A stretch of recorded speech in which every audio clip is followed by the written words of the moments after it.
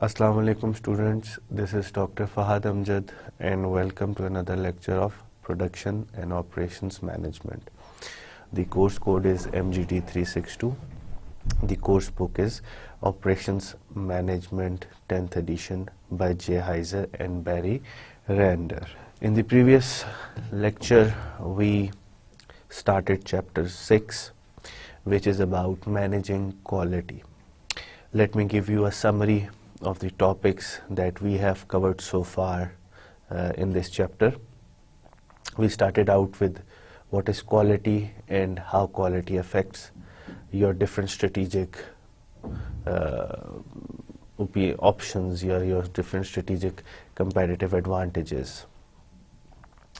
Then we saw what were the implications of quality, how quality can affect your profitability, your productivity. So afterwards we saw what is a quality award, and we discussed Malcolm Baldrige National Quality Award. It's an American quality awards. We also have certain quality awards in our country, which we will be discussing later on. We finished our previous presentation on this concept of quality awards, and we saw what were the different categories under which the Malcolm Baldrige National Quality Award measures an organization on quality, and how was the distribution of marks was given to each category and how they are calculated. Today we will be continuing our lecture from cost of quality. If you implement quality, how does it affect your product cost? How does it affect you? अगर आप quality किसी चीज़ के अंदर या किसी service के अंदर implement कर रहे हैं तो उसका कितना आपकी जेब से पैसा निकलेगा या उसकी क्या कॉस्ट होगी. उसके बाद हम एथिकल इश्यूज भी पढ़ेंगे, इंटरनेशनल स्टैंडर्ड्स भी पढ़ेंगे क्वालिटी के. ओवरऑल चैप्टर के अंदर हमने फिर टोटल क्वालिटी मैनेजमेंट के बारे में पढ़ना है. डिफरेंट कॉन्सेप्ट्स हैं टोटल क्वालिटी मैनेजमेंट के, ये हम आगे पढ़ेंगे. डिफरेंट टूल्स भी पढ़ेंगे और आखिर में हम ये देखेंगे कि जी इंस्पेक्शन कहाँ होनी चाहिए, कैसे होनी चाहिए. चलें फिर हम आज अपना देखते हैं पहला topic, which is cost of quality. कि अगर आप क्वालिटी इम्प्लीमेंट करते हो तो आपको कितने पैसे आपकी जेब से कितने पैसे निकलेंगे और किस किस तरीके से निकलेंगे, कौन कौन सी टाइप्स हैं. अगर आप क्वालिटी को इम्प्लीमेंट करना चाहते हो तो किस किस तरह की कॉस्ट्स को आप एक्सपेक्ट कर सकते हो. सबसे पहली टाइप ऑफ कॉस्ट है उसको कहा जाता है प्रिवेंशन कॉस्ट. दूसरी टाइप है उसको कहा जाता है अप्रेजल कॉस्ट. तीसरी को कहा जाता है internal failure cost and fourth one is external failure या एक्सटर्नल कॉस्ट. ठीक है, ये चार तरह की कॉस्ट हैं जो विच यू कैन एक्सपेक्ट कि अगर आप क्वालिटी इंप्लीमेंट कर रहे हो. अब प्रिवेंशन कॉस्ट के नाम से ही पता चल रहा है कि जी किसी तरीके की प्रिवेंशन करना, it is that kind of cost. It is reducing the potential for defects. जो काम आप कर रहे हो, जो एक्टिविटीज आप कर रहे हो, which will reduce the potential of defects in your product और it has the potential to increase the quality of your product, इसको प्रिवेंशन कॉस्ट के अंदर लाया जाता है. प्रिवेंशन कॉस्ट के अंदर क्या हो सकती हैं? आप अपने एम्प्लॉयज की ट्रेनिंग, अच्छी ट्रेनिंग करें, वो प्रिवेंशन कॉस्ट के अंदर आ जाती है. आप अपनी मशीनरी, अपने प्रोसेस का डिज़ाइन ऐसे तरीके से करो कि उसके अंदर डिफेक्ट कम से कम हो, या प्रोडक्ट का डिज़ाइन ऐसा है और उसके लिए कॉरिस्पॉन्डिंग प्रोसेस आपने इस तरह सेलेक्ट किया है, ऐसी मशीनरी सेलेक्ट की है जो उसके अंदर कम से कम डिफेक्ट करे, उसके अंदर आ जाती है प्रिवेंटिव कॉस्ट. और इसके अंदर तीसरी चीज़ जो आ सकती है कि जी आप अपने सप्लायर्स के साथ आपके क्या रिलेशनशिप है. आपके सप्लायर्स के साथ ऐसे रिलेशनशिप बनाओ कि वो अच्छी क्वालिटी मटेरियल या क्वालिटी रॉ मटेरियल आपको दें ताकि आपकी प्रोडक्ट भी क्वालिटी प्रोडक्ट बने, उसके अंदर कोई डिफेक्ट्स ना हो. तो ये जो सारे काम आपने किए हैं क्वालिटी को बेहतर बनाने के लिए, ये प्रिवेंशन कॉस्ट के अंदर आ जाती है. यानी कि अभी तक आपने प्रोसेस स्टार्ट नहीं किया, मगर प्रोसेस स्टार्ट करने से पहले जो कुछ आपने किया कि जी आप उसकी क्वालिटी को बेहतर बना लो, वो प्रिवेंशन आपने की है। ठीक है, ये सारी की सारी आपने प्रिवेंशन की है to reduce the defects in your quality, in your product. तो ये सारी की सारी जो कॉस्ट होती हैं ये प्रिवेंशन कॉस्ट के अंदर आती हैं।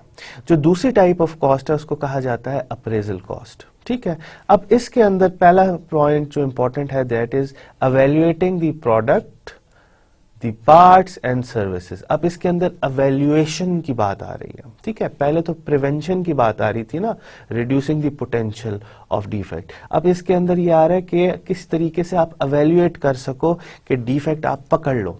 अब कोई भी आप प्रोडक्ट बनाते हो, let's say I will give you an example कि जी आपने एक प्रोडक्ट बनाई जिसके ऊपर पहले आपने प्रोसेस किया, फिर वो इन्वेंट्री में गई और फिर उसके बाद एक और प्रोसेस हुआ और फिर वो आपने कस्टमर तक पहुंचा दी।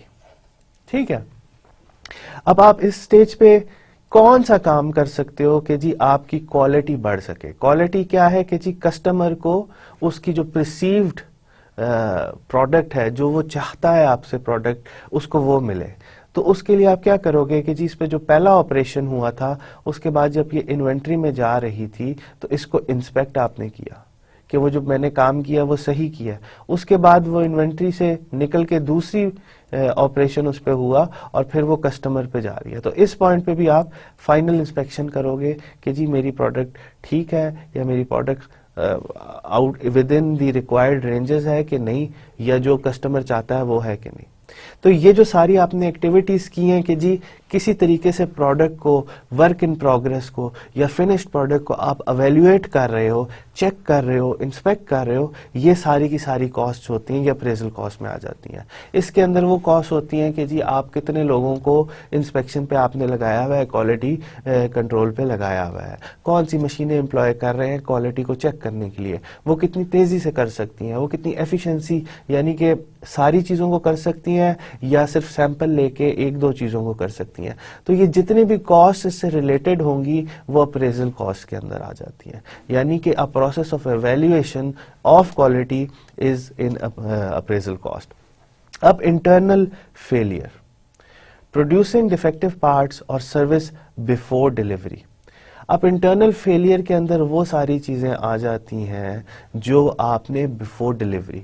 अब इसी प्रोसेस की अगर हम एग्जांपल लें कि जी एक प्रोडक्ट बन रही है, उस पर पहला ऑपरेशन हुआ, उस पर दूसरा इन्वेंट्री में गई और उस पर दूसरा ऑपरेशन हुआ और फिर वो आगे आपके कस्टमर तक पहुंच गई। ठीक है, अब पहला ऑपरेशन हुआ तो ये वर्क इन प्रोग्रेस है, अभी तक प्रोडक्ट खत्म तो नहीं हुई ना बनना, फिनिश तो नहीं हुई, वो वर्क इन प्रोग्रेस दूसरे प्रोसेस में जाएगा और फिर यहां आके वो फिनिश्ड गुड या फिनिश्ड प्रोडक्ट बन जाएगा। अब आपने इस पॉइंट पे अपनी प्रोडक्ट को इंस्पेक्ट किया और आपने कहा कि जी इसके अंदर स्क्रैप कोई प्रोडक्ट्स थी कि जी 100 में से 80 प्रोडक्ट्स तो हैं मगर जो 20 हैं वो स्क्रैप है, वो सही नहीं है। या तो उनको आप फेंक दो या तो उनको कहा जाता है रीवर्क। अगर फेंकने वाली चीज होंगी तो उनको स्क्रैप कहा जाएगा, अगर वो ऐसी होंगी कि उनके ऊपर फिर से प्रोसेस ए किया जाए और वो रीयूजेबल हो तो उनको रीवर्क कहा जाता है। ठीक है, अब 20% चीजें ऐसी हैं जो आप इस्तेमाल नहीं कर सकते, जो स्क्रैप है, उन पे रीवर्क नहीं हो सकता। फिर आपने इन्वेंट्री में क्या 100 बनाई है तो आपके पास 80 चीजें काम की हैं, उन 80 चीजों में से फिर आपने उन पे ऑपरेशन 2 किया और उसमें से जो है 10% या 8-10 चीजें निकल गई। तो अब आपके पास जो फिनिश्ड गुड है वो 70% या 70 चीजें, 100 में से 70 चीजें आपने कस्टमर तक पहुंचाई हैं और बाकी 10 चीजें खराब हो गई दूसरे प्रोसेस के एंड पे और 20 चीजें खराब हो गई पहले प्रोसेस के एंड पे। तो ये जो स्क्रैप निकल रहा है इससे सारे का सारा ये इंटरनल फेलियर है। ठीक है, ये जाहिर बात है ना, रॉ मटेरियल तो आपने खरीदा था 100 चीजों का, अब 100 चीजों में से आपने 70 चीजें बनाई हैं, तो वो जो बाकी 30 चीजें हैं वो तो आपकी जेब से निकलेंगे ना। तो ये इंटरनल फेलियर की कॉस्ट है। आपने क्वालिटी इंप्लीमेंट करनी है, आप चाहते हो कि मैं सिर्फ सही चीज पहुंचाऊं कस्टमर तक, तो क्वालिटी इंप्लीमेंट करनी है तो आपको इस तरह की कॉस्ट का सामना करना पड़ेगा कि जी अगर सही चीज पहुंचानी है तो फिर जो खराब चीजें उनका किसी ना किसी को खमियाजा भुगतना पड़ेगा। तो वो सारे का सारा स्क्रैप है या रीवर्क है वो आपकी जेब से निकलेगा, और ये जो पैसा निकलेगा ये इंटरनल फेलियर के कैटेगरी में निकलेगा कि जी जो इंटरनल फेलियर्स थे वो ये थे। अप्रेजल कॉस्ट क्या थी कि जी कितने लोग हमने एम्प्लॉय किए इंस्पेक्ट करने के लिए। प्रिवेंटिव कॉस्ट क्या थी कि कितनी कॉस्ट हमने पहले लगाई लोगों की ट्रेनिंग के अंदर, उन सप्लायर रिलेशनशिप्स के अंदर कितनी लगाई, प्रोडक्शन ऑपरेशंस को बेहतर करने के लिए, प्रोडक्शन डिजाइन करने के लिए कितना पैसा लगाया, वो सारे का सारा प्रिवेंटिव कॉस्ट होगी। एक्सटर्नल कॉस्ट ये होती हैं defects discovered after the delivery. अब आपने प्रोडक्ट जो बना दी, ठीक है, प्रोडक्ट बना के आपने कस्टमर तक पहुंचा दी और कस्टमर को फिर पता चला कि यार ये तो डिफेक्टिव है या ये खराब है, तो वो क्या करेगा, फिर वो आपको वापस पहुंचा देगा।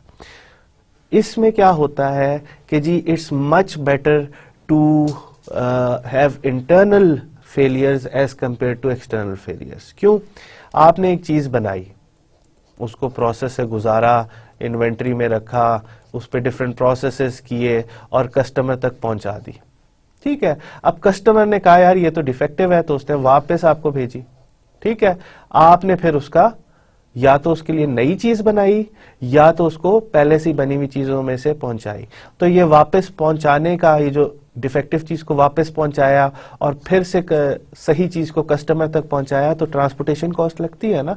तो it is much more costly to have external failure या external cost as compare to internal failures, क्योंकि एक्सटर्नल के अंदर कस्टमर आपको वापस चीज पहुंचा रहा है, वापस चीज भेज रहा है, और उसके मुकाबले में आप फिर नई चीज उसको वापस भेज रहे हो, तो ये ट्रांसपोर्टेशन कॉस्ट भी आ रही है। दूसरी चीज ये भी आ रही है कि लॉस ऑफ गुडविल, कि आपका कस्टमर ने आपने अपने कस्टमर को ऐसी चीज पहुंचाई है जो डिफेक्टिव है, जिसकी वजह से आपकी जो स्टैंडिंग थी या जो आपका क्वालिटी परसेप्शन थी आपके कस्टमर की आपके बारे में, वो खराब हुई है, ठीक है। तो जब भी आप क्वालिटी इंप्लीमेंट करते हो तो उसके अंदर कुछ ये 4 तरह की कॉस्ट होती हैं, prevention cost, appraisal cost, internal failure and external failure, ये आपको फेस करनी पड़ती हैं। अब इनमें से बास कॉस्ट होती हैं जो रिलेटिवली इजीली आप कर सकते हो, बास कॉस्ट होती हैं जो रिलेटिवली मुश्किल इजीली कंट्रोल कर सकते हो, बास कॉस्ट होती हैं जो इजीली कंट्रोल नहीं कर सकते, मगर सारी की सारी कॉस्ट आपको फेस करनी पड़ती हैं। पहली 3 जो कॉस्ट हैं उनके बारे में आप टाइम पे वो ले लो, एक्शन ले लो, तो वो आपकी कंपनी की जो रेपुटेशन है उसको इतना फर्क नहीं, इतनी नुकसान नहीं पहुंचाती। मगर ये वाली जो कॉस्ट है एक्सटर्नल कॉस्ट, अगर आप अपनी प्रोडक्ट को कंपनी से बाहर आपने भेज दिया और वो डिफेक्टिव हुई, तो वो आपकी कंपनी की रेपुटेशन पे काफ़ी नुकसान उससे हो सकता है। ये सारे आपका एक रिप्रेजेंटेशन, टोटल कॉस्ट आपकी वाई एक्सिस पे है, क्वालिटी इंप्रूवमेंट आपकी एक्स एक्सिस पे शो हो रही है, और ये जो लाइन है ये आपको एक कॉस्ट दिखा रही है। आप इसमें देखो अप्रेजल की कितनी कॉस्ट है, प्रिवेंशन की, इंटरनल फेलियर, और अब देखें एक्सटर्नल फेलियर की। मैंने आपको पहले भी बताया था कि ज़्यादा एक्सटर्नल फेलियर्स जो होते हैं they are relatively more expensive for a company to cater to, ठीक है। तो कोशिश यही करनी चाहिए कि अगर आप एक्सटर्नल फेलियर मिनिमाइज कर दो या जीरो कर दो, तो आपको टोटल कॉस्ट ऑफ क्वालिटी इतनी पड़ेगी। अगर आप इसको मिनिमाइज नहीं करोगे तो क्या होगा, आपको टोटल कॉस्ट ऑफ क्वालिटी इधर तक पूरी करनी पड़ेगी। तो एक्सटर्नल जो फेलियर्स होते हैं, you should avoid external failures, try to resolve the quality issues within the company और विद इन द कॉर्पोरेट। और एक दफा वो प्रोडक्ट आपके बाउंड्री से निकल गई, आपके कंट्रोल से निकल गई, तो आपको एक्सटर्नल फेलियर कॉस्ट काफ़ी ज़्यादा फिर उनका सामना होगा, और वो उसका काफ़ी नुकसान होता है आपकी कंपनी की रेपुटेशन पे, आपकी प्रोडक्ट की रेपुटेशन, और आपकी नई प्रोडक्ट की रेपुटेशन। जिस तरह हमने बताया था ना कि अगर आपकी रेपुटेशन क्वालिटी की ख़राब होगी, तो अगर आप कोई नई प्रोडक्ट इंट्रोड्यूस करोगे तो उसकी भी परसेप्शन जो होगी वो ख़राब होगी। तो इसलिए इस चीज़ का बड़ा ख्याल रखना चाहिए कि जो एक्सटर्नल फेलियर्स हैं उनको कंट्रोल या चेक में रखें। अब देखते हैं कि कौन कौन से लोग हैं जिन्होंने क्वालिटी के अंदर काम किया हुआ है। ठीक है, ये वो लोग हैं, इनको फिलोसोफर्स और contributors of the subject of quality management. इसके अंदर जो बेसिक 4 नाम आते हैं क्वालिटी मैनेजमेंट के सब्जेक्ट के अंदर, उसके अंदर एक एडवर्ड डेमिंग्स, जुरान, फाइगनबॉम एंड क्रॉस्बी। इन सारों ने डिफरेंट फिलॉसफीज बताई हैं या डिफरेंट आइडियाज दिए हैं कि किस तरीके से आप क्वालिटी को मेजर कर सकते हो, मैनेज कर सकते हो, कंट्रोल कर सकते हो। Philosophy is an overall idea या फ्रेमवर्क इन्होंने दिया है कि जी किस तरीके से किस प्रॉब्लम को हैंडल करना है। ठीक है, जो सबसे इम्पोर्टेंट जो हम भी इस चैप्टर के अंदर पढ़ेंगे वो डेमिंग्स के 14 पॉइंट्स ऑफ मैनेजमेंट है, और जो ज़्यादा हम देखते हैं क्वालिटी मैनेजमेंट के अंदर वो जुरान का काम है, जिसने स्टैटिस्टिकल प्रोसेस कंट्रोल में काफ़ी काम किया है एसपीसी के अंदर, और इसने डिफरेंट इंडस्ट्रियल इम्प्लीमेंटेशंस में भी काफ़ी काम किया हुआ है कि किस तरीके से आप प्रोसेस को डिज़ाइन करो, प्रोसेस को कंट्रोल करो। ये सारे की सारी फिलॉसफीज हम देखेंगे। ठीक है, ये हम 14 पॉइंट्स फॉर मैनेजमेंट डेमिंग्स के आगे अगली स्लाइड्स के अंदर कवर करेंगे, और जुरान का काम भी हम काफ़ी आगे देखेंगे स्टैटिस्टिकल प्रोसेस कंट्रोल के अंदर। जो बेसिक आइडियाज़ हैं कि जी if you want to implement quality you have to follow these 14 points, or these points are for the management to consider and to implement। Edward Deming's ने ये कहा था, और जुरान ने ये कहा था कि जी आप किस तरीके से क्वालिटी को 14 पॉइंट्स तो है ना, अगर आपने क्वालिटी इंप्लीमेंट करनी है तो उन 14 पॉइंट्स को फॉलो करना है, जो डेमिंग्स की फिलॉसफी थी। जुरान ने कहा है कि जी क्वालिटी जो है वो तब तक इम्प्लीमेंट नहीं हो सकती जब तक टॉप मैनेजमेंट उसकी तरफ कमिटमेंट ना दे। अगर टॉप मैनेजमेंट नहीं चाहती कि क्वालिटी इम्प्लीमेंट हो तो वो नहीं होगी इम्प्लीमेंट। और उसने एक और आइडिया दिया था कि जी प्रोडक्ट जो है कस्टमर की रिक्वायरमेंट्स के जितने करीब होगी तो उसकी प्रोडक्ट की क्वालिटी अच्छी होगी, जितनी उस रिक्वायरमेंट से दूर होगी तो उसकी प्रोडक्ट की क्वालिटी ख़राब होगी। यानी कि फिटनेस ऑफ यूज़ का आइडिया दिया था कि जी फिटनेस जो प्रोडक्ट का यूज़ है उस यूज़ पे प्रोडक्ट की फिटनेस होनी चाहिए, या प्रोडक्ट उसी के हिसाब से फिट होनी चाहिए यूज़र के हिसाब से, not according to the ideas और अकॉर्डिंग टू दी प्रोड्यूसर। तो ये बेसिक पहले ये किया जाता था कि जी प्रोडक्शन जो चीज़ बना रहा है उसका जो कॉन्सेप्ट ऑफ क्वालिटी है तो उसी को कंसिडर किया जाता था। जुरान ने कहा कि नहीं, जिसके लिए चीज़ बन रही है उसके लिए क्वालिटी जो उसके हिसाब से क्वालिटी है वो होनी चाहिए प्रोडक्ट की। तो ये हम देखेंगे आगे इनके अंदर क्या है। इसी तरह कॉस्पी ने कहा था कि जी डिफेक्ट्स को मिनिमाइज करें, और क्वालिटी के अंदर कोई पैसे आपके क्वालिटी इंप्रूव करने के लिए it's not a costly affair but you have to it can be improved with minimum cost. और जो आर्मंड फाइनगनबॉम था उसने टोटल क्वालिटी कंट्रोल की बात की है, TQM की, वो भी ऑल्दो हम इस चैप्टर के अंदर नहीं पढ़ेंगे, मगर वही कॉन्सेप्ट्स हैं जो जुरान ने कहा है कि किस तरीके से आपने क्वालिटी को मैनेज करना है। तो इसने भी टोटल क्वालिटी कंट्रोल के अंदर कुछ थोड़ी बहुत उसके अंदर वेरिएशंस ऐड की हैं। Ethical and quality management issues in ethical and quality management, कौन से इश्यूज हैं एथिकल इश्यूज जो क्वालिटी मैनेजमेंट के अंदर आते हैं। Operations managers must deliver healthy, safe, quality products and services। अब operations managers की ये responsibility होती है कि वो जो product बना रहे हैं it is safe, it is healthy and it is a quality product।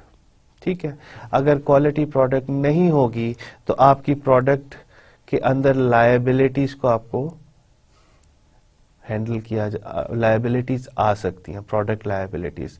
जो ये बात हो रही है ना poor quality, risk, injuries, lawsuit, recall and regulation, अगर आपकी प्रोडक्ट क्वालिटी की नहीं होगी तो देयर इज़ अ चांस कि आपको उस प्रोडक्ट की वजह से कोई ना कोई लायबिलिटी का सामना करना पड़े।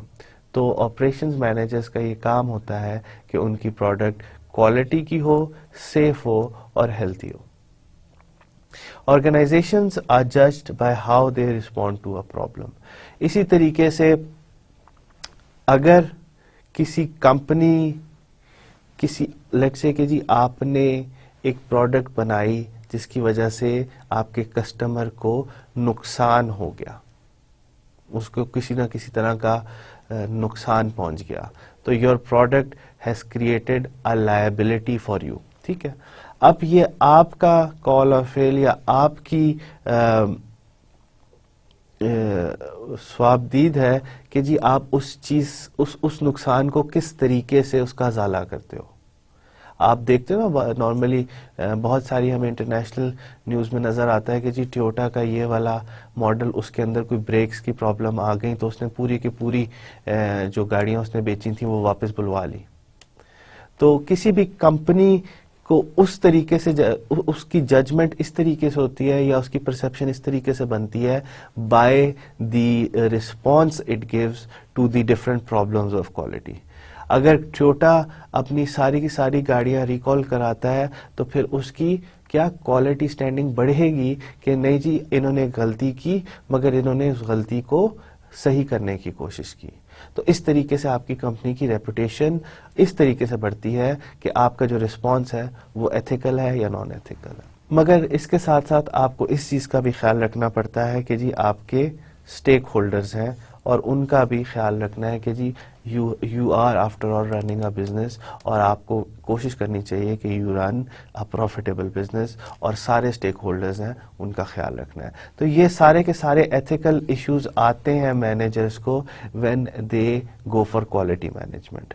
उनको सबसे पहले एक सेफ प्रोडक्ट बनानी है, उनको ऐसी प्रोडक्ट बनानी है जिसकी वजह से लायबिलिटीज ना हो या जिसकी वजह से रेगुलेशंस जो नेशनल रेगुलेशंस होती हैं उनकी कोई खिलाफ वर्जी ना हो। उनको ऐसे एक्शंस लेने हैं जिसकी वजह से उनकी प्रोडक्ट या उनकी कंपनी की जो साख्त है या उस कंपनी की स्टैंडिंग है वो क्वालिटी के पॉइंट ऑफ व्यू से बढ़े।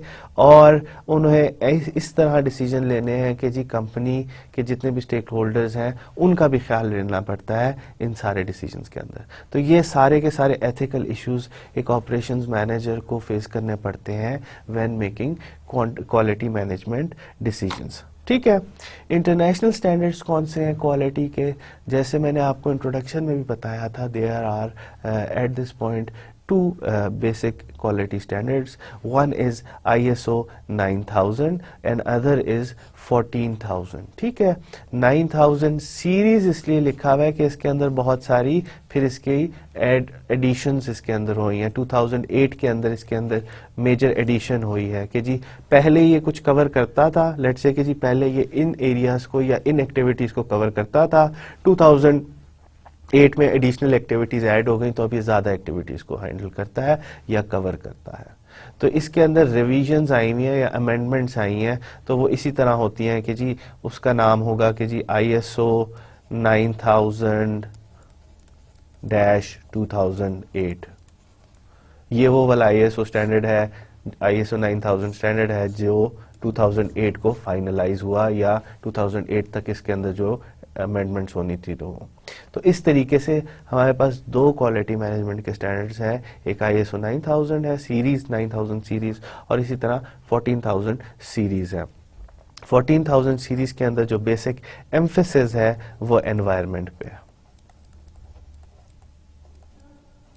एनवायरनमेंट पे है। ठीक है, किस तरीके से आप अपनी जो एनवायरमेंटल इश्यूज आपकी कंपनी के काम करने से बनते हैं, अगर आप पोल्यूशन करते हो तो उसको किस तरीके से आपने मैनेज करना है, किस तरीके से उसका ऑडिट करना है, किस तरीके से उसकी लेबलिंग करनी है। ISO 9000 आपको ये बताता है कि किस तरीके से आप कोई काम कर रहे हो तो उसको मॉनिटर करने के लिए आपको किस तरीके का पेपर वर्क चाहिए या किस तरीके का प्रोसेस चाहिए ताकि आप हर प्रोसेस को, हर एक्टिविटी को ना सिर्फ अवेल्युएट कर सको, उसका ऑडिट भी कर सको और उसको कंट्रोल करने के लिए डिफरेंट मैनेजमेंट डिसीजंस भी ले सको। तो ये सारी की सारी चीज़ें ISO 9000 series and ISO 14000 series आपको बताती है कि किस तरीके से आप क्वालिटी मैनेज कर सकते हो या एवेल्युएट कर सकते हो। कोर इश्यूज देखें, कोर एलिमेंट्स इसके अंदर यही हैं दोनों स्टैंडर्ड्स के अंदर कि जी ऑडिटिंग किस तरह करनी है, परफॉर्मेंस एवेल्युएशन किस तरह करनी है, लेबलिंग अपनी सर्विसेज की या अपनी प्रोडक्ट्स की या अपने प्रोसेसेस की किस तरह से करनी है, असेसमेंट, लाइफ साइकिल असेसमेंट किस तरह करनी है। लाइफ साइकिल असेसमेंट तो ऑल्दो 14,000 के अंदर ज़्यादा है कि जी प्रोडक्ट एक स्टार्ट ऑफ द लाइफ होती है, प्रोडक्ट का यूज़ होता है और फिर प्रोडक्ट जो होती है वो स्क्रैप हो जाती है। तो जब वो स्क्रैप होती है तो उसको किस तरीके से मैनेज करना है। तो ये जो एलिमेंट है ये सारे के सारे 14,000 के हैं, मगर you can see the same these things in 9,000 as well. Auditing, performance evaluation, labeling, सारी की रिकॉर्ड कीपिंग, ये चीज़ें आप 9,000 के अंदर भी देखते हो। और जो एडिशनल कंपोनेंट्स हैं वो environmental management, life cycle assessment, ये आपके पास 14,000 के अंदर ज़्यादा प्रोमिनेंट है। ठीक है, तो ओवरऑल स्टैंडर्ड क्वालिटी मैनेजमेंट का स्टैंडर्ड आपको यही बताता है कि आपने किस तरह से क्वालिटी मेंटेन करनी है, क्वालिटी कंट्रोल करनी है और क्वालिटी को मॉनिटर करना है। उसके अंदर आपको डिफरेंट स्टैंडर्ड्स दिए जाते हैं। 9,000 एक खास सेट ऑफ एक्टिविटीज़ को या एक खास पर्सपेक्टिव से बना हुआ है।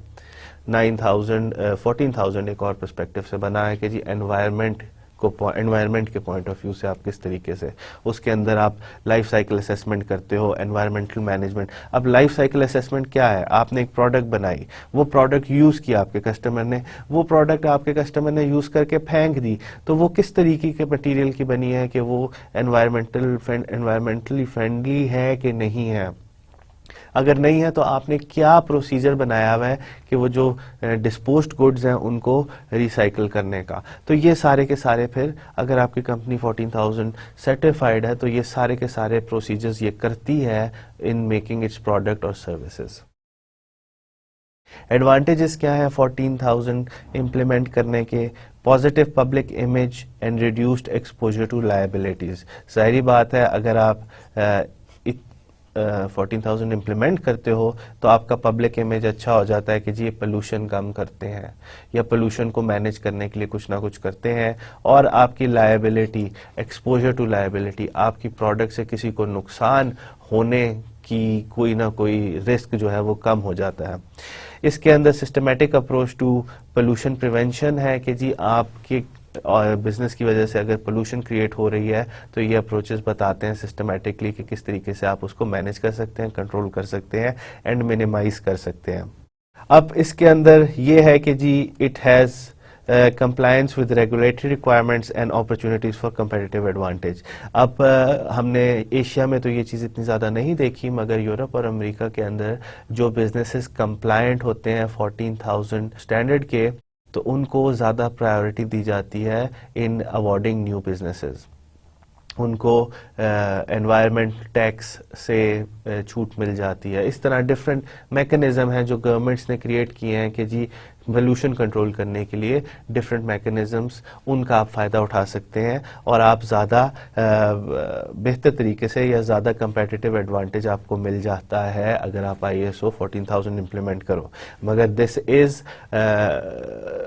इज़ बेस्ड ऑन कि जी किस मुल्क में आप रह रहे हो। यूरोप और अमेरिका में आपको ज़्यादा फ़ायदा मिलता है as compare to Asia. Asia के अंदर अभी इस गवर्नमेंट की पॉलिसीज़ इतनी ज़्यादा फेवरेबल नहीं है। रिडक्शन इन मल्टीपल ऑडिट्स, ज़ाहिरी बात है कि जी आपकी ओवरऑल कोई भी आप स्टैंडर्ड इम्प्लीमेंट करते हैं तो आप auditing techniques, if you are compliant तो ISO सर्टिफाइड, तो उसके अंदर जो ऑडिटिंग रिक्वायरमेंट्स होती हैं वो ज़रा कम हो जाती हैं क्योंकि आपने ऑलरेडी स्टैंडर्ड को फॉलो कर रहे हो। जो इन्फॉर्मेशन है वो आपने according to the standard store की हुई है, लेबल की हुई है, तो आपकी ऑडिटिंग रिक्वायरमेंट्स जो होती हैं वो कम हो जाती हैं।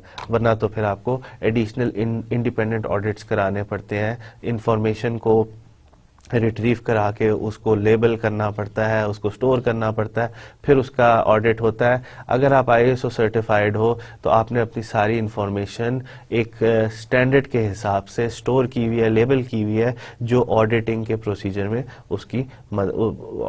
प्रोसीजर में मदद मिलती है उसमें। TQM क्या होता है? Total quality management. Total quality management, it encompasses entire organization from supplier to customer. ये इसके अंदर बेसिक जो डिस्टिंक्शन है कि ये नहीं कि आपने क्वालिटी मैनेजमेंट सिर्फ अपनी फैक्ट्री के अंदर की, आपका जो सप्लायर है और आपका जो कस्टमर है उन दोनों पे क्वालिटी मैनेजमेंट अप्लाई करनी है। इसको कहा जाता है जब इन तीनों चीज़ों को ऐड अप किया जाएगा, ये आप मैन्युफैक्चरर हो, ये आप हो, जब आप इन तीनों एंटिटीज़ को कंसिडर करोगे तो यू आर इम्प्लीमेंटिंग TQM। अपने आप को, अपने सप्लायर को और अपने कस्टमर को जब आप इन सारी जगहों पे क्वालिटी इंप्लीमेंट करते हो तो यू आर इम्प्लीमेंटिंग TQM। अब जाहिर बात नहीं है कि आपका कस्टमर सिर्फ एंड कस्टमर हो, यहाँ डिस्ट्रीब्यूटर्स भी हो सकते हैं, रिटेलर्स भी हो सकते हैं, तो आप उन पे क्वालिटी में इम्प्लीमेंट कर सकते हैं। ठीक है, एंड कस्टमर पे तो आप क्वालिटी इम्प्लीमेंट नहीं कर सकते, मगर जो आपके बिजनेस पार्टनर्स हैं एज डिस्ट्रीब्यूटर्स और एज रिटेलर्स, उन पे तो आप क्वालिटी इम्प्लीमेंट कर सकते हो ना। Stresses on commitment by the management to have a continuing company-wide drive towards excellence in all aspects of products and services that are important to the customer. ठीक है, TQM का हमेशा एक स्ट्रेस रहता है for commitment by the management. जाहिर बात है, जिस तरह हमने देखा था पिछली फिलोसफीज ऑफ क्वालिटी मैनेजमेंट में, डेमिंग्स ने कहा था और डेमिंग्स एंड जुरान, इन दोनों ने ये रीइटरेट किया था कि quality can not be implemented without a serious commitment from the top management. तो ये हमें जो TQM है ये कंटिन्यूसली इस चीज़ पे स्ट्रेस कर रही होती है कि आपने क्वालिटी को इम्प्लीमेंट करना है। डेमिंग्स के 14 पॉइंट्स कौन कौन से हैं? We will discuss these 14 points in these and next slide. सबसे पहला पॉइंट इसका ये है, क्रिएट कंसिस्टेंसी ऑफ पर्पस। अगर आप क्वालिटी इंप्लीमेंट कर रहे हैं, you have to create one purpose या consistent purpose. So create one और सिंगल और consistent purpose for the entire company. ठीक है, कि हमने क्वालिटी मेंटेन करनी है। ये पर्पस आपकी टॉप मैनेजमेंट को भी पता होना चाहिए और आखिरी जो सबसे लोएस्ट एम्प्लॉय है उसको भी पता होना चाहिए कि जी हमने क्वालिटी इंप्लीमेंट करनी है। Either it can be in product और it can be in services. So create a consistency of purpose.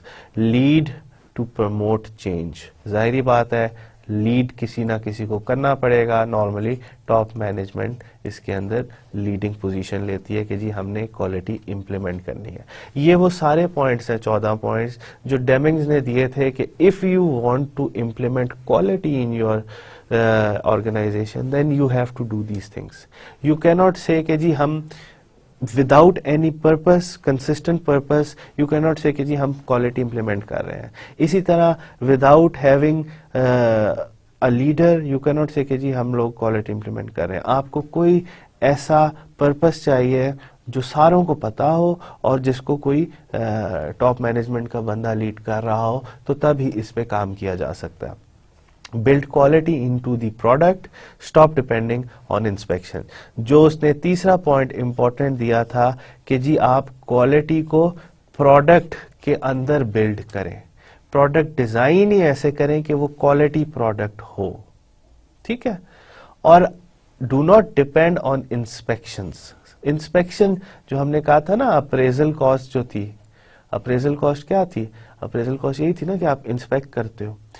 बेहतर तरीका ये है कि जी आप प्रोडक्ट को ऐसे डिजाइन करो, अपने प्रोसेस को ऐसे डिजाइन करो कि उससे क्वालिटी की चीजें या क्वालिटी की प्रोडक्ट निकले। ठीक है, डू नॉट डिपेंड कि जी मैं इंस्पेक्शन से अपनी क्वालिटी बढ़ा दूंगा। इंस्पेक्शन से आप क्वालिटी बढ़ा सकते हो, मगर it's a very costly exercise. ठीक है, जाहिर बात है अगर हमारे पास और कोई ऑप्शन नहीं होगा तो हम इंस्पेक्शन से ही उसकी क्वालिटी बेहतर करेंगे, मगर ट्राई करें कि अगर if you have an option, if you are at the phase कि you are designing a process, try करें कि जी वो प्रोसेस ही ऐसा हो, उसकी प्रोडक्ट का डिज़ाइन ही ऐसा हो कि उसके अंदर कम से कम डिफेक्ट्स आए. Build long-term relationship based on performance instead of awarding businesses on price. ये वही बात है आपके जो suppliers relationship की बात है कि अपने suppliers के साथ long-term relationship बनाएं ताकि वो आपको क्वालिटी प्रोडक्ट या क्वालिटी रॉ मटेरियल आपको प्रोवाइड करें, जिसकी वजह से आपकी प्रोडक्ट की क्वालिटी बढ़ेगी. ठीक है, तो लॉन्ग टर्म रिलेशनशिप बनवाएं अपने सप्लायर्स के साथ, इंस्टेड के जी परफॉर्मिंग बिजनेस ऑन प्राइस कि जी लोएस्ट कॉस्ट को मैं दूंगा. जाहिर बात है जो बंदा आपको लोएस्ट कॉस्ट में कोई प्रोडक्ट दे रहा होगा या सर्विस दे रहा होगा या रॉ मटेरियल प्रोवाइड कर रहा होगा, then you will have some kind of quality issues.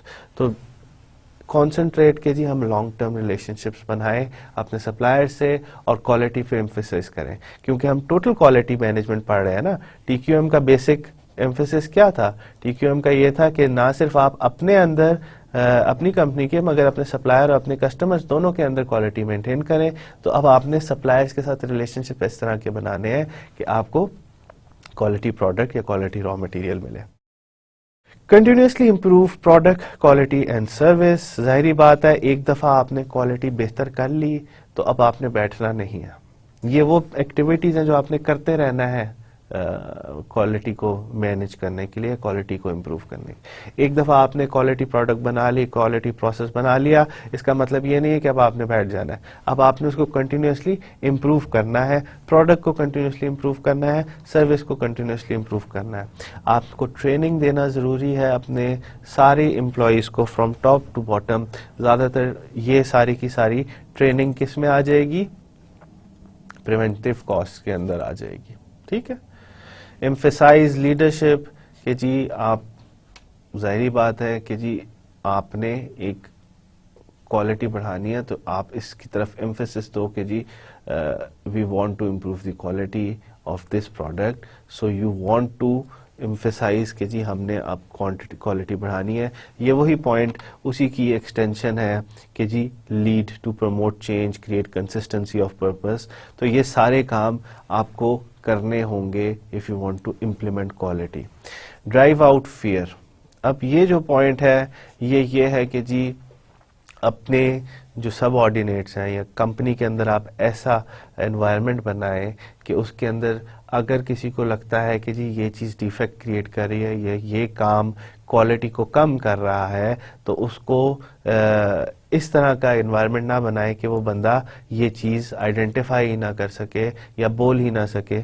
इसलिए आपको you have to drive out fear from your employees और उनको इस चीज़ पे इनकरेज करें कि जी अगर आपको लगता है कि कहीं कोई डिफेक्ट आ रहा है तो आप उसको आइडेंटिफाई करो. Break down barriers between departments. ये एक और पॉइंट है जो इम्पोर्टेंट है कि जी नॉर्मली अगर आप किसी भी कंपनी में देखो तो डिफरेंट डिपार्टमेंट बने हुए होते हैं. वो डिपार्टमेंट एक दूसरे के साथ इंटरेक्ट कर रहे होते हैं और वो उस इंटरेक्शन से आपके पास एक एंड प्रोडक्ट आती है. ठीक है. अगर इनके दरमियान में ये बैरियर्स बने रहेंगे तो आपकी जो क्वालिटी है वो इम्प्रूव नहीं होगी. You have to break down this barriers. लोगों को एक दूसरे से इंटरेक्शन ज़्यादा करें ताकि जो क्वालिटी के इश्यूज हैं जो इन इंटरेक्शंस पे आ रहे हैं वो कम से कम हो. ठीक है. तो जितना ज़्यादा आप बैरियर्स को ब्रेक डाउन करेंगे, जितने ज़्यादा लोगों को एक दूसरे के साथ इंटरेक्ट कराएंगे, तो क्वालिटी के ज़्यादा से ज़्यादा इश्यूज उससे हल हो सकते हैं. स्टॉप हरेसिंग और हैरेंगिंग वर्कर्स. यानी कि अगर कोई प्रॉब्लम आ जाती है क्वालिटी में तो इसका मतलब ये नहीं है कि आप अपने वर्कर्स पे वो चीज़ डाल दें. You have to have an approach कि अच्छा ये क्वालिटी की कोई प्रॉब्लम आई है, अब इसको हमने मिल के सॉल्व करना है और उनको सारे वर्कर्स को मिला के उस क्वालिटी के इशू को सॉल्व करें. ये नहीं कि ये तुम्हारी वजह से हुआ है या इसकी वजह से या इसकी वजह से हुआ है. Try to solve the problems, identify the problems of quality और उनको सॉल्व करने की कोशिश करें. Support, help and improve. जाहिर बात है ये वही 3-4 पॉइंट्स हैं कि जी आपने सपोर्ट करना है अपने एम्प्लॉयज़ को, अपने वर्कर्स को, उनको मदद देनी है क्वालिटी इम्प्रूव करने के लिए और उनको इम्प्रूव करना है। Remove barriers to pride in work, वही बात है कि जी बैरियर्स पे से आपने रिमूव करने हैं और लोगों को उनके काम के अंदर you have to create pride in their work, कि लोग जो हैं वो अपने काम के बारे में एक हाई सेल्फ एस्टीम रखें कि जी जो मैं काम कर रहा हूँ ये इम्पोर्टेंट है। ये हर बंदे के अंदर ही जब आप पैदा करोगे तो तब आपकी क्वालिटी बढ़ेगी। Institute education and self improvement, लोगों के अंदर वही बात ट्रेनिंग दें सेल्फ इम्प्रूवमेंट की और एजुकेशन की अपॉर्चुनिटीज दें अपने एम्प्लॉयज़ को, तो उससे भी आपकी क्वालिटी बढ़ेगी। Put everyone to work on the transformation of improving quality. ठीक है, इम्प्रूविंग क्वालिटी।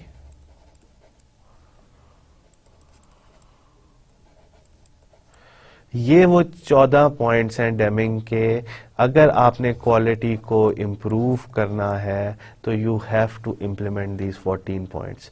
अब आप अगर इन सारे पॉइंट्स को देखें और फिर आप मल्टीनेशनल कॉर्पोरेट्स, पाकिस्तान में जो मल्टीनेशनल कॉर्पोरेट्स हैं और पाकिस्तान की लोकल कंपनीज हैं, तो आपको पता चलेगा कि क्यों क्वालिटी उनकी बेहतर है। क्योंकि ये सारे के सारे जो 14 पॉइंट्स डेमिंग ने कहा था कि तुम क्वालिटी बेहतर कर सकते हो इनको इम्प्लीमेंट करने के बाद, तो आप देखते हो इंटर मल्टीनेशनल कंपनीज, जो अच्छी मल्टीनेशनल कंपनीज पाकिस्तान में काम कर रही हैं, उनके अंदर एम्फेसिस ज़्यादा होता है कि जी सेक्शन ऑफ ना करो, एक एरिया हो उसके अंदर सारे बैठे हुए हो, तो वो सारे बैरियर्स उन्होंने तोड़ दिए हैं। इंटरेक्शन का कोई ना कोई उनके अंदर बैरियर नहीं है, एवरीवन इज सिटिंग एवरीवेयर या इन अ कॉमन एरिया। इसी तरह वो ज़्यादा कोशिश करते हैं कि जो उनके एम्प्लॉयज़ के अंदर इंटरेक्शन हो, वो अपने एम्प्लॉयज़ को कंटिन्यूस इम्प्रूवमेंट की या फर्दर एजुकेशन की अपॉर्चुनिटीज़ देते हैं, वो उनकी फीडबैक मांगते हैं। तो ये सारी की सारी चीज़ें इसलिए की जाती हैं कि they want to build quality in their product और इन देयर सर्विस। अब ये चीज़ें आप थ्योरी में अब आपने ये पढ़ी हैं, तो अब आप इनको देखेंगे, आइडेंटिफाई करेंगे डिफरेंट जगहों पे कि हाँ, अगर ये क्वालिटी प्रोडक्ट या सर्विस प्रोवाइड कर रहे हैं तो ये क्या कर रहे हैं, अगर ये वाली कंपनी कर रही है तो ये क्या कर रहे हैं। ये डेमिंग्स ने 14 पॉइंट्स दिए थे कि जी इनको इम्प्लीमेंट कर लो अपनी कंपनी के अंदर, तो आपकी कंपनी अगर सर्विस प्रोवाइड कर रही है तो उसकी सर्विस अच्छी हो जाएगी, सर्विस की क्वालिटी अच्छी हो जाएगी। अगर वो प्रोडक्ट प्रोवाइड कर रही है तो उसकी प्रोडक्ट की क्वालिटी अच्छी हो जाएगी।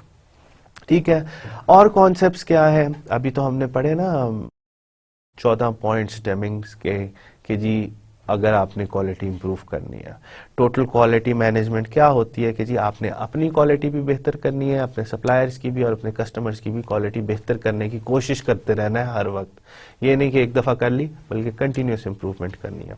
और कौन से कॉन्सेप्ट्स हैं TQM के, किस तरीके से आप कर सकते हो। अब ओवरऑल जो 14 पॉइंट्स डेमिंग ने कहा है कि ये करो ये करो ये करो, वो ओवरऑल किसी ना किसी तरीके से आपको इसके अंदर नजर आएंगे। इन 7 अप्रोचेस या 7 कॉन्सेप्ट्स जो है ना, वो सारी की सारी इनका कुछ ना कोई एस्पेक्ट आपको डेमिंग्स का नजर आएगा। कंटिन्यूस इंप्रूवमेंट के अंदर नजर आएगा, सिक्स सिग्मा के अंदर भी थोड़ा बहुत नजर आएगा। एम्प्लॉय एम्पावरमेंट, ये वही बात करता है कि जी एम्प्लॉयज को एम्पावर करें। जो डेमिंग ने कहा था ना, एम्प्लॉयज को तंग ना करो और उनको एम्पावर करो, उनको इम्प्रूव करो, उनको हेल्प करो, तो ये भी नजर आता है एम्प्लॉय एम्पावरमेंट के अंदर। बेंच मार्किंग है कि एवेल्युएशन करने का काम, एवेल्युएट किस तरीके से करें, किसके साथ हम अपने आप को कंपेयर करें। जस्ट इन टाइम क्या है, तगूशी कॉन्सेप्ट। तो ये जो जितने भी कॉन्सेप्ट TQM के हैं, इनके अंदर कुछ ना कुछ रंग आपको नजर आएगा डेमिंग्स का, मगर they can be considered as separate concepts कि जी कंटिन्यूस इंप्रूवमेंट का भी एक मेथडोलॉजी है या कॉन्सेप्ट है जो आप अप्लाई कर सकते हो क्वालिटी इंप्रूव करने के लिए। सिक्स सिग्मा भी आप अप्लाई कर सकते हो क्वालिटी इंप्रूव करने के लिए। एम्प्लॉय एम्पावरमेंट करोगे तो उससे भी क्वालिटी आपकी बेहतर होगी। बेंच मार्किंग करोगे तो उससे भी आपकी क्वालिटी बेहतर होगी। जस्ट इन टाइम इम्प्लीमेंट करोगे तो उससे भी आपके कुछ ना कुछ क्वालिटी के इश्यूज जो हैं वो बेहतर हो जाएंगे। तगुशी के कुछ कॉन्सेप्ट्स हैं, उनको इम्प्लीमेंट करोगे तो वो भी आपकी क्वालिटी बेहतर करेंगे। और कुछ नॉलेज मैनेजमेंट टेक्निक्स हैं TQM, कोई टूल्स हैं TQM के, वो अप्लाई करोगे तो वो भी बेहतर आपकी क्वालिटी मैनेजमेंट बेहतर कर देंगे। तो ये सारे के सारे आप इन कॉन्सेप्ट्स में कुछ ना कुछ आप लगाओगे तो it will have an effect on the quality. अब हम देखते हैं ये है क्या और किस नॉर्मली डिफरेंट सर्विसेज में डिफरेंट प्रोडक्शन ऑपरेशंस के अंदर डिफरेंट कॉन्सेप्ट्स लग रहे हैं, यानी कि अब अगर आप प्योर मैन्युफैक्चरिंग कर रहे हो तो उसके अंदर सिक्स सिग्मा बहुत स्ट्रांगली अप्लाई किया जाता है, बहुत स्ट्रांगली इम्प्लीमेंट किया जाता है।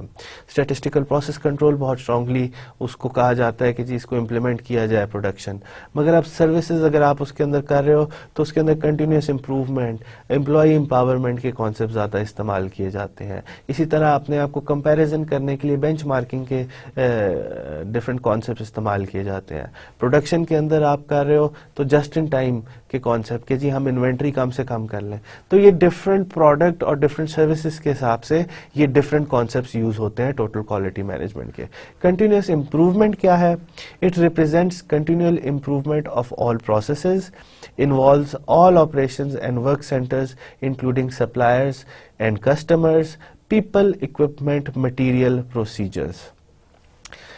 It involves वो सारे लोग जो काम कर रहे हैं, वो सारी इक्विपमेंट जिस पे काम हो रहा है, वो सारा मटेरियल जिसको लेके पीपल एंड इक्विपमेंट उस पे काम कर रहे हैं, और वो सारे प्रोसीजर किस तरीके से काम हो रहा है। कंटिन्यूस इम्प्रूवमेंट इन सारों पे इम्प्लीमेंट किया जा सकता है। आप किन लोगों से करा रहे हो उन पे इम्प्लीमेंट किया जा सकता है। उन लोगों को कंटिन्यूसली इम्प्रूव करें, उनके कंटिन्यूसली बेहतर करें। इक्विपमेंट है उसको इम्प्रूव करें, बेहतर करें, उसका उससे जो आउटपुट है उसको बेहतर करें, जो उसकी प्रॉब्लम्स हैं उसको हल करें। मटेरियल जो आप ले रहे हैं सप्लायर से वो बेहतर क्वालिटी का लें, कंटिन्यूसली उसको इम्प्रूव करें। और प्रोसीजर्स क्या होते हैं? आप लोगों को, इक्विपमेंट को और मटेरियल को यूज करके एक प्रोसीजर उस पर लगाते हो, मैन्युफैक्चरिंग का प्रोसीजर, फिर उसके बाद एक एंड प्रोडक्ट बनती है। तो ये क्या है? वो उन प्रोसीजर्स को भी आप बेहतर करेंगे तो आप कंटिन्यूसली इम्प्रूव करेंगे। It represents continual improvement in all processes, सारे प्रोसेसेस के अंदर कंटिन्यूसली इम्प्रूव करना। Involves all operations and work centres including suppliers and customer.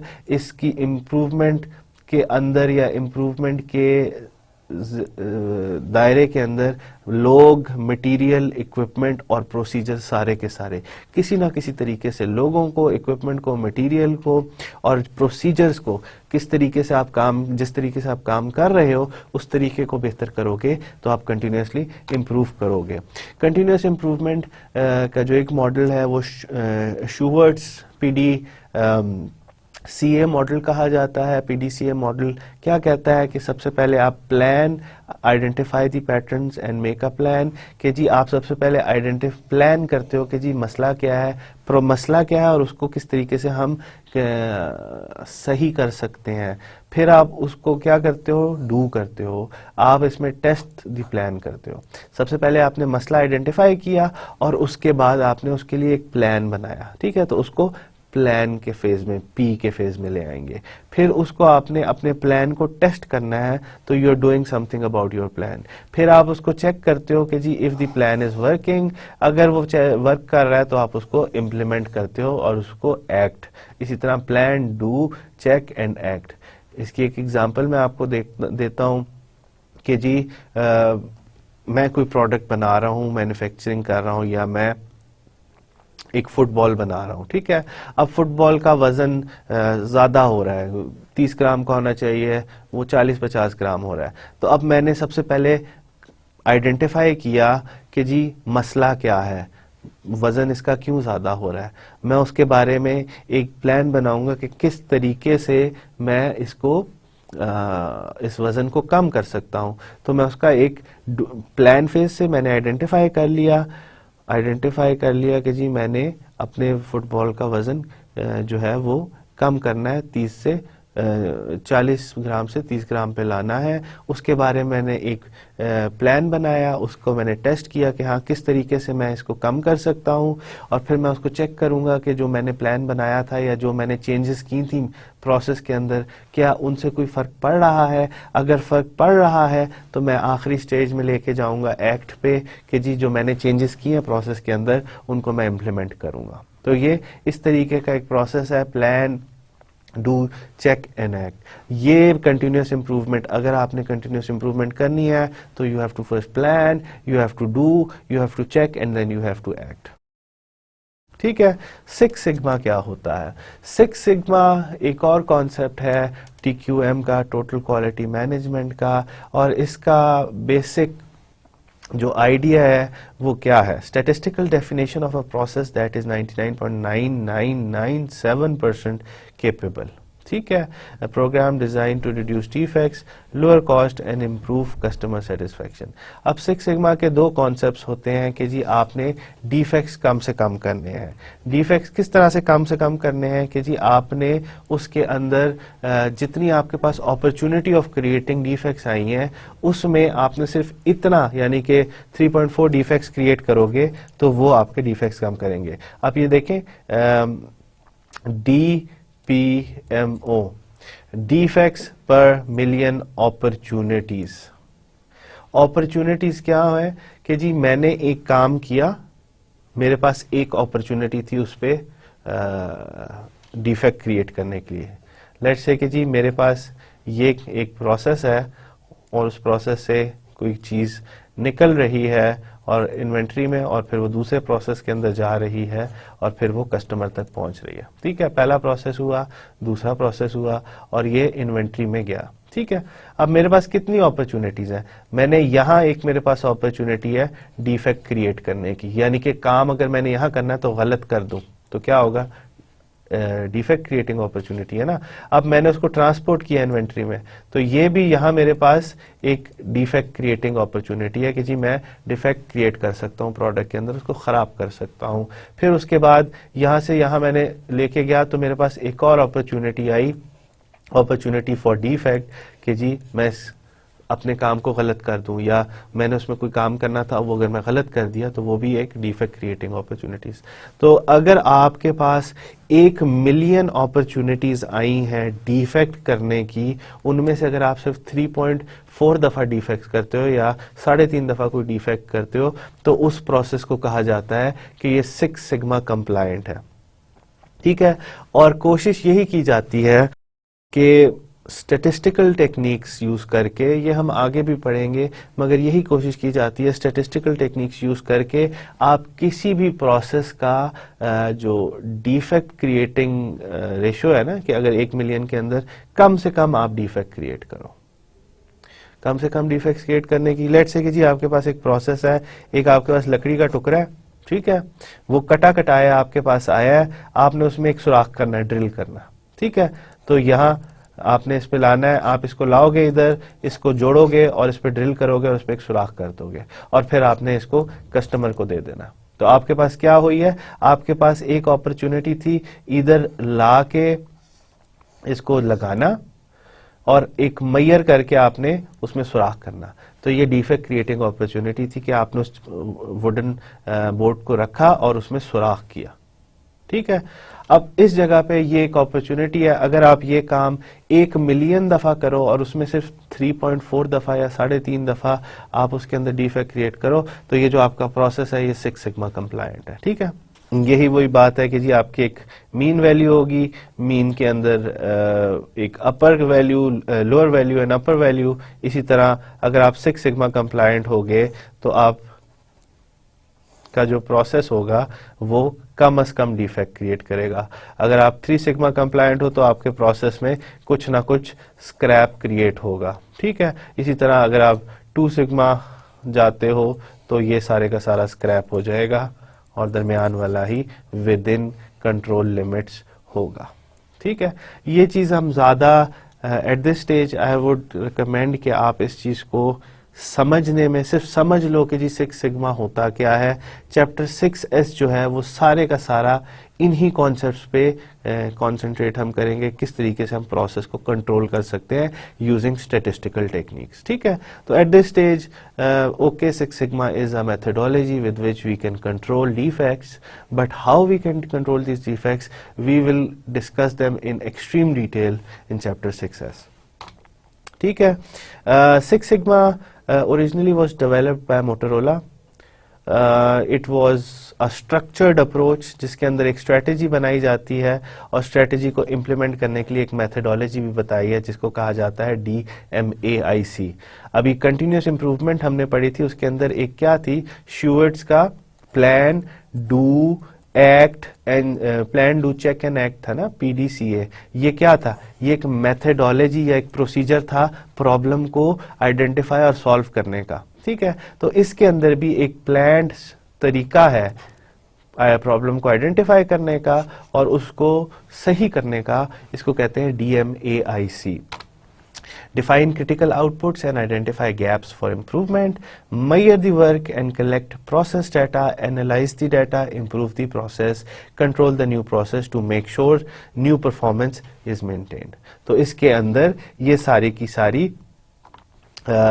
एक अप्रोच है सिक्स सिग्मा को किस तरीके से हम इम्प्लीमेंट कर सकते हैं। सिक्स सिग्मा को जाहिर बात है कुछ ना कुछ प्रॉब्लम्स इसके अंदर आती हैं। इट रिक्वायर्स एक्सटेंसिव ट्रेनिंग कि जी आपको अपने लोगों को सारे जो एम्प्लॉयज़ हैं इनको एक्सटेंसिव ट्रेनिंग करानी पड़ती है। इसके लिए आपको कुछ स्पेशलाइज्ड लोगों की, क्वालिफाइड लोगों की ज़रूरत पड़ती है उस प्रोसेस की। अगर आप प्रोसेस इंडस्ट्री में, आपकी कंपनी प्रोसेस इंडस्ट्री में है तो प्रोसेस से रिलेटेड आपको एक्सपर्ट्स चाहिए होंगे, सर्विस में है तो सर्विस से रिलेटेड एक्सपर्ट्स चाहिए होंगे। इसका बेसिक एम्फेसिस ज़्यादातर होता है डिफेक्ट्स को कम करना। ज़्यादातर इसका ये होता है कि किस तरीके से हम डिफेक्ट्स कम करें। ये नहीं कहते कि जी हम किस तरीके से लोगों को इम्प्रूव करें, मगर किस तरीके से हम जो आउटपुट है डिफेक्ट्स को कंट्रोल करें। इसके अंदर आपको जाहिर बात है focus on corporate sponsor support. ज़्यादातर आपको जो कमिटमेंट है कॉर्पोरेट लेवल कमिटमेंट की ज़रूरत होती है और जो टॉप मैनेजमेंट लेवल की कमिटमेंट की काफ़ी ज़रूरत होती है सिक्स सिग्मा की इम्प्लीमेंटेशन में।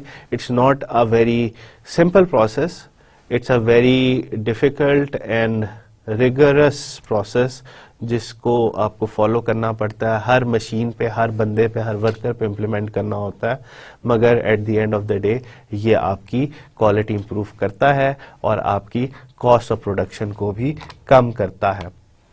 ओके, आज के लेक्चर की समरी हम देखते हैं क्या है। आज के लेक्चर में हमने देखा कि हमारे पास कौन कौन सी क्वालिटी की कॉस्ट ऑफ क्वालिटी क्या होती है, कि अगर हम क्वालिटी इम्प्लीमेंट करते हैं तो हमें कौन कौन सी कॉस्ट का सामना करना पड़ता है। हमने डिफरेंट स्टैंडर्ड्स देखे जिसके अंदर ISO स्टैंडर्ड्स थे कि किस तरीके से हम कौन कौन से standards, what standards there are, और किस तरीके से हम इम्प्लीमेंट कर सकते हैं, उन स्टैंडर्ड्स का क्या फ़ायदा है, उन स्टैंडर्ड्स के क्या डोमेन है।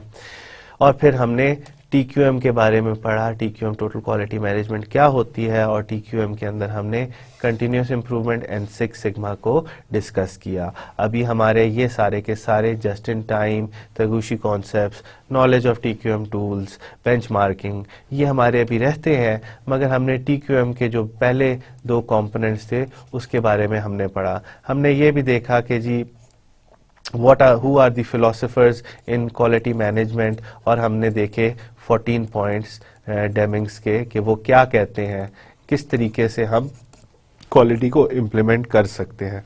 तो आज का जो हमारा लेक्चर था उसकी जो समरी थी उसके अंदर हमने देखा कॉस्ट क्या होती है, स्टैंडर्ड्स कौन से हैं, फिलोसोफर्स कौन से हैं, उन फिलोसोफर्स के बेसिक आइडियाज़ क्या थे, TQM क्या होती है, TQM की डोमेन क्या होती है, और TQM किस किस तरीके से हम इम्प्लीमेंट कर सकते हैं। 2 तरीके हमने देखे, कंटिन्यूस इम्प्रूवमेंट के और सिक्स सिग्मा के।